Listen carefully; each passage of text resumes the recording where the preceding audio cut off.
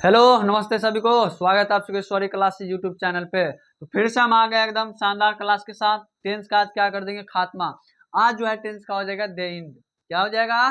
खत्म। क्योंकि हम पढ़ने जा रहे हैं फ्यूचर टेंस का लास्ट बेटा। जो लास्ट बेटा जो है सबसे छोटका बेटा, फ्यूचर परफेक्ट कंटिन्यूअस टेंस है। सबसे छोट लेकिन इतना खतरनाक काम रहता है इसका याद करने में, समझ रहे हैं? मतलब सबका जो छोटका बेटा ना बड़ा खच्चर होता है, सबको पता होगा ना। तो यह सबसे छोट, सबसे बाद में आया है, लेकिन सबसे खतरनाक काम करता है। चलिए, तो सबसे पहले हम परफेक्ट कंटिन्यूअस का मतलब समझा दिए थे कि जो काम हो भी चुका है और अभी हो भी रहा है ना, उसको कहते हैं फ्यूचर क्या कहते हैं, परफेक्ट कंटिन्यूअस। तो सबसे पहले तो हम इसका देखेंगे पहचान। तो इसका क्या होता है, दो पहचान है समय सूचक शब्द वाला। क्योंकि प्रेजेंट परफेक्ट टेंस में भी दो पहचान आता था, एक समय सूचक वाला और एक जो उसका ओरिजिनल पहचान होता है। इसमें भी दो पहचान आएगा। तो पहला पहचान क्या है, देखिए। तो पहला पहचान है इसका, अगर किसी भी वाक्य में, किसी भी सेंटेंस के लास्ट में अगर रहेगा ता हुआ रहूंगा, क्या रहेगा? ता हुआ। ऐसे ता हुआ, ती हुई, ते हुए, हुआ हुआ ना, हुआ हुआ। जो आदिवासी माना जो बोलते हैं माने ओ हुआ हुआ, ओ लाला ओ लाला, ऐसा रहेगा ना। जो सबसे जेठका बेटा जो है ना, सबसे छोटका पगला गया है, इतना हुआ हुआ करता रहता है, समझ गए? जो छोटका बेटा, इसका सबसे छोटका बेटा, ये जो एकदम पगलेटे है, ये जो है क्या करता रहता है, नरिया जैसे नहीं भूखता है, वाह वाह वाह वाह, ऐसे ये भूखता रहता है। ठीक है, तो ता हुआ।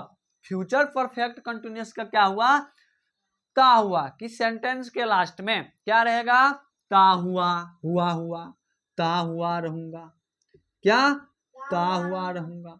या रह सकता है ती हुई रहूंगी। मैं देखिए, रहेगा तो यही ता हुआ, बस उसी में चेंज होता जाएगा। लड़की रहेगा तो ती हुई रहूंगी, क्या कहेगी? ती हुई रहूंगी।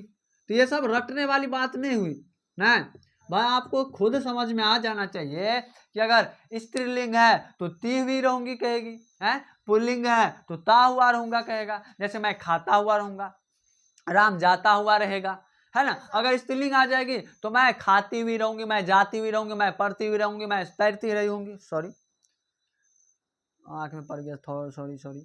चलिए, मैं पढ़ती हुई रहूंगी, मैं जाती हुई रहूंगी, मैं मार्केट जाती हुई रहूंगी।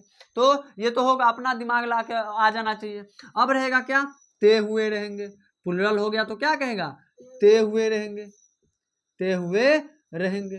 तो ये क्या हो गया, पहचान हो गया। प्रेजेंट परफेक्ट टेंस का पहला पहचान हो गया। ठीक है, अब देखिए दूसरा पहचान कैसे पहचानेंगे।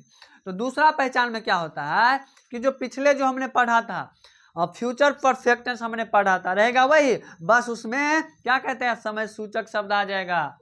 जैसे मान लीजिए पिछले में क्या पढ़ा था, ये तो पहला पहचान हो गया। दूसरा कैसे पहचानेंगे, जैसे रहेगा मैं 4 बजे से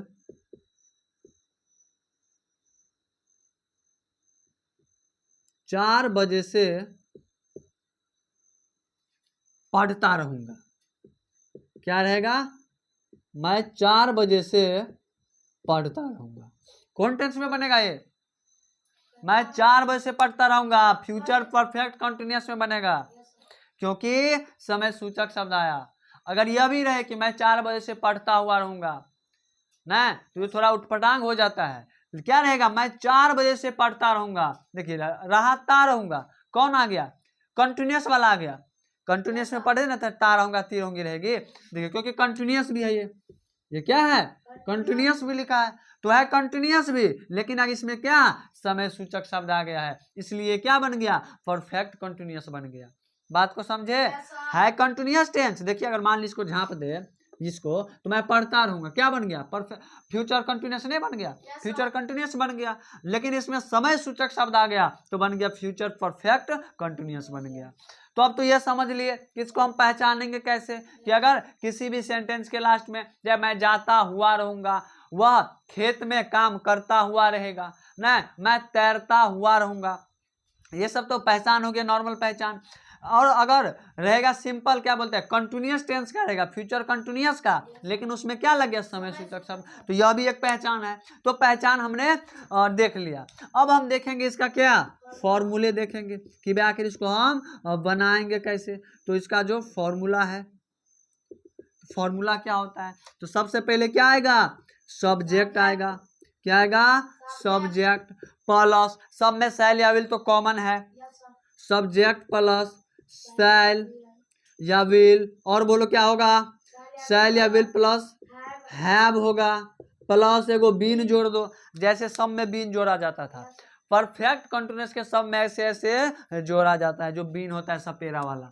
सब्जेक्ट प्लस शैल या will plus have plus been और प्लस वर्ब का कौन सा रूप? चौथा रूप। क्योंकि जितना भी हमने देखा है सब में वर्ब का चौथा रूप लगा है, तो ज्यादा कुछ याद नहीं करना रहता है, समझना रहता है बात को। मैं जो बोल रहा हूँ उसको बारीकी से समझिए और बस आपको याद हो जाएगा सेकंडों में। मैं अभी पढ़ा रहा हूँ, अभी याद हो जाएगा। तो हमने देख लिया सब्जेक्ट प्लस शैल। शैल किसके साथ लगता है? विल किसके साथ लगता है? यह मैंने सबसे पहली क्लास में बताया फ्यूचर टेंस के, ठीक है।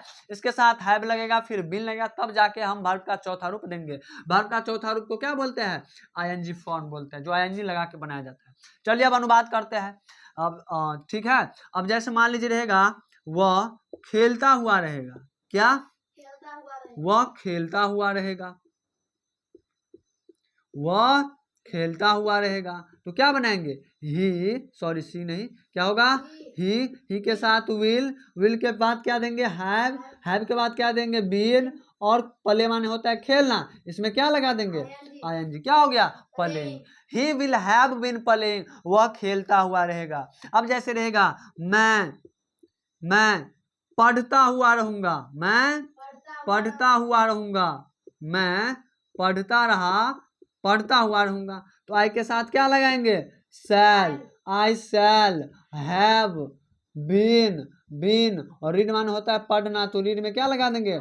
आईएनजी, रीडिंग हो गया। आई शैल हैव बीन रीडिंग, मैं पढ़ता हुआ रहूंगा। अब देखिए मैंने आपको सिंस का और फॉर का प्रयोग बताया था कि सिंस का प्रयोग हम कहाँ करेंगे? जैसे दिया रहेगा मंडे से, संडे से, नहीं दिन का नाम करके देगा कि संडे से, मंडे से, ट्यूसडे से, नहीं मंगलवार से, सोमवार से, या बोले जनवरी से, फरवरी से, या बोले 2005 से, 2007 से, बचपन से, तो इसमें किसका प्रयोग करेंगे? सिंस का प्रयोग। लेकिन यहाँ पे सिंस का प्रयोग नहीं होता है, फ्रॉम का प्रयोग होता है।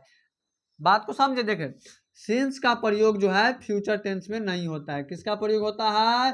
फ्रॉम का प्रयोग। किसका प्रयोग करेंगे? फॉर का प्रयोग वही रहता है जो मैंने बताया था प्रेजेंट परफेक्ट में और पास्ट परफेक्ट में। लेकिन यहाँ पे सिंस के जगह क्या लगेगा? फ्रॉम लगेगा। सिंस के जगह क्या लगेगा? फ्रॉम लगेगा। तो जैसे मान लीजिए हम इसको बनाते हैं, मैं 4 बजे से पढ़ता रहूंगा। मैं 4 बजे से एकदम लगातार पढ़ता रहूंगा, तो आई मतलब क्या हुआ? मैं। आई मतलब मैं। आई के साथ किसका प्रयोग?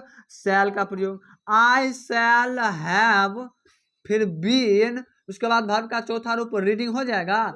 आई शैल हैव बीन रीडिंग। अब है से 4 बजे से, तो 4 बजे से में सिंस लगता है, तो यहाँ पे सिंस नहीं लग के क्या? फ्रॉम लगेगा। यहाँ पर हो जाएगा I shall have been reading from 4 o'clock। From, या इसको ऐसे भी लिख सकते हैं 4 o'clock, फ्रॉम 4 o'clock। हम टाइम वाला भी लाएंगे, इससे जस्ट आगे जो है ना हम टाइम वाला ही बता देंगे। इससे जो अगला क्लास लेंगे ना तो हम क्या करेंगे? टाइम वाला बता देंगे कि आधा 1:45 हुआ है, 4:15 हुआ है, 4:02 हुआ है, 4:05 हुआ है। इसको हम कैसे इंग्लिश में बनाते हैं, ठीक है। तो हम अभी तो यहाँ समझिए कि 4 बजे से है तो 4 o'clock लिख देते हैं, ठीक है। चलिए, तो I shall have been reading from 4 o'clock, ठीक है। अब जैसे मान लीजिए इसको थोड़ा मिटा देते और बनाते हैं, इसको मिटा देते हैं, इसमें थोड़ा और लिख लेते हैं कि रहेगा वे लोग सोमवार से, नहीं तो 2 घंटों से, 2 घंटों से पढ़ता रहेगा। 2 घंटों से पढ़ता रहेगा, तो दे मतलब क्या हुआ? वे लोग। दे के साथ विल लगेगा, फिर हैव लगेगा, फिर बीन लगेगा, फिर रीडिंग होगा ना भाई। देखिए they will have been reading, अब है 2 घंटों से, तो 2 घंटों से में फॉर लगेगा कि फ्रॉम लगेगा? फॉर लगेगा। क्या लगेगा? फॉर लगेगा। हम बोले थे कि अगर दिन से पूछे, महीना से पूछे, वर्ष से पूछे, ठीक है, या समय से पूछे, जैसे 4 बजे से बोलता तो उसमें क्या सिंस लगाते, लेकिन यहाँ पे 2 घंटों से दे दिया है तो क्या लगाएंगे? फॉर लगाएंगे। तो यहाँ पे हो जाएगा बीन रीडिंग फॉर 2 hours।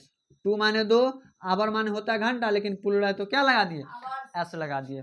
तो they will have been reading for 2 hours, तो ये हम सीख लिए। ठीक है, अब मान लीजिए निगेटिव आ गया कि मैं 4 बजे से पढ़ता नहीं रहूंगा, या मैं 4 बजे से नहीं पढ़ता रहूंगा, या यही तो हो जाएगा वे लोग 2 घंटों से नहीं पढ़ता रहेगा।